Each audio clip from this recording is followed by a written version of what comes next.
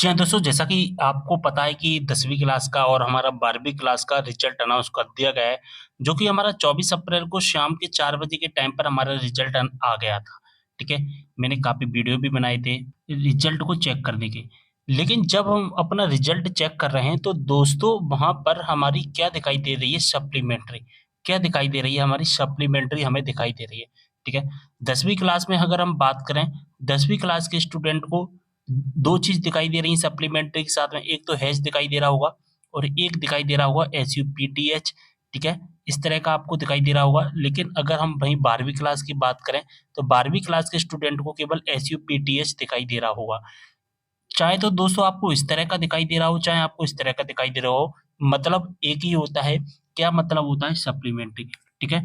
होता क्या है कि सप्लीमेंट्री के रूल्स क्या होते हैं, वो मैं आपको समझा देता हूँ पहले तो। देखिए, सप्लीमेंट्री के रूल्स क्या होते हैं? सप्लीमेंट्री के रूल्स होते हैं कि 10वीं क्लास में 2 विषय में सप्लीमेंट्री मिलती है, ठीक है?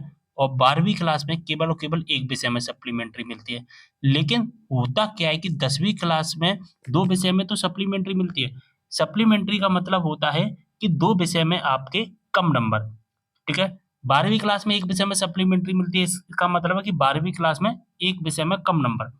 अगर दोस्तों 10वीं क्लास में 2 विषय में कम नंबर है और तीसरे विषय में अगर कम नंबर आ जाते हैं, यानी कि 10वीं क्लास में 2 विषय में कम नंबर हैं, तो सप्लीमेंट्री से काम कर देते हैं हम। ठीक है? लेकिन अगर तीसरे विषय में भी कम नंबर आते हैं तो फिर क्या कर दिया जाता है? फेल कर दिया जाता है। अब दोस्तों 12वीं क्लास में सप्लीमेंट्री का रूल क्या है? केवल एक विषय में ही सप्लीमेंट्री देंगे।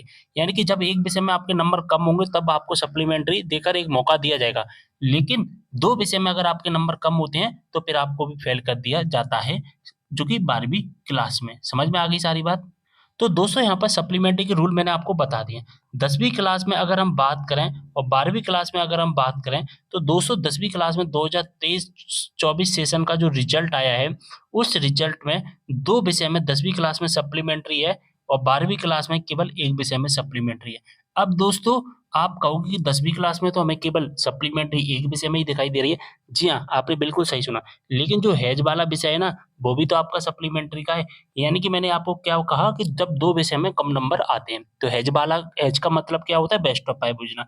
और बेस्ट ऑफ 5 योजना कब लगती है? जब हमारे किसी एक विषय में नंबर कम आते हैं, ठीक है? और अभी मैंने क्या बताया कि सप्लीमेंट्री का मतलब क्या होता है कि सप्लीमेंट्री जब हमारे किसी विषय में नंबर कम आते हैं, यानी कि 2 विषय में। एक तो एज वाले में कम नंबर आ गए, एक इस वाले विषय में कम नंबर आ गए। यानी कि क्या हो गया तो फिर हमारा, यानी कि 10वीं क्लास में एक विषय को बेस्ट ऑफ 5 योजना से कन्वर्ट कर दिया जाता है। इसलिए यहाँ पर सप्लीमेंट्री केवल एक विषय में आपको दिखाई देती है। अब मैंने आपको क्या बताया कि 12वीं क्लास में हमारे एक विषय में सप्लीमेंट्री आती है। तो इसलिए क्या है 12वीं क्लास में केवल एक विषय में हमें सप्लीमेंट्री दिखाई दे रहा है। अब दोस्तों जब हमारा सप्लीमेंट्री आ गया, ठीक है? अब हमें क्या करना है, मैं आपको वो भी बताऊँगा। देखिए, 12वीं क्लास के स्टूडेंट को सप्लीमेंट्री का फॉर्म भरना है, ठीक है? 12वीं क्लास के स्टूडेंट को सप्लीमेंट्री का फॉर्म भरना है और केवल एक विषय का ही फॉर्म भरना है, ठीक है? एक विषय में पास होना ज़रूरी होगा, अगर आप पास नहीं होगे तो फिर टोटली परमानेंट फेल हो जाओगे।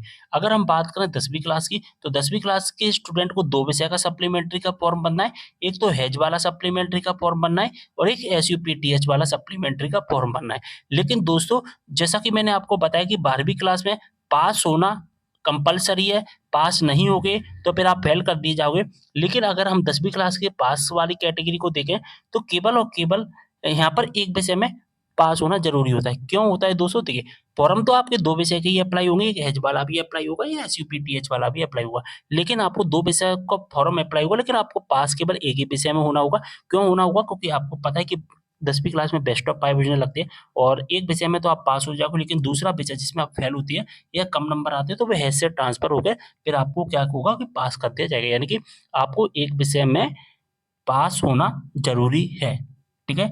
एक विषय में पास होना ज़रूरी है, अगर दूसरे विषय में कम नंबर आते हैं, तो वो ऐसे ट्रांसफ़र हो जाएगा। तो समझ में आ गई, अगर आपकी सप्लीमेंट्री आई है 10वीं क्लास की, एज वाले विषय का भी सप्लीमेंट्री का फॉर्म भरेगा और एसयूपीटीएच वाला भी सप्लीमेंट्री का फॉर्म भरेगा।